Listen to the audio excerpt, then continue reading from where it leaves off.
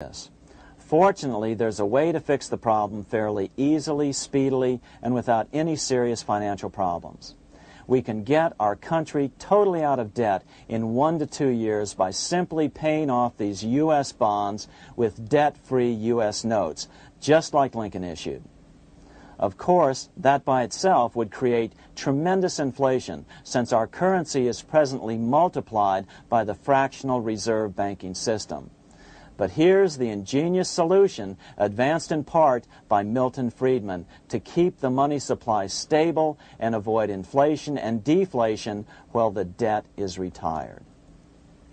As the Treasury buys up its bonds on the open market with U.S. notes, the reserve requirements of your hometown local bank will be proportionally raised, so the amount of money in circulation remains constant. As those holding bonds are paid off in U.S. notes, they will deposit this money, thus making available the currency then needed by the banks to increase their reserves. Once all the U.S. bonds are replaced with U.S. notes, banks will be at 100% reserve banking instead of the fractional reserve system currently in use. From this point on, the former Fed buildings will only be needed as a central clearinghouse for checks and as vaults for U.S. notes.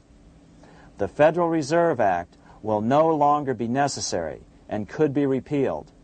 Monetary power can be transferred back to the Treasury Department. There would be no further creation or contraction of money by banks. By doing it this way, our national debt can be paid off in a single year or so, and the Fed and fractional reserve banking abolished, without national bankruptcy, financial collapse, inflation or deflation, or any significant change in the way the average American goes about his business. To the average person, the primary difference would be that for the first time since the Federal Reserve Act was passed in 1913, taxes would begin to go down.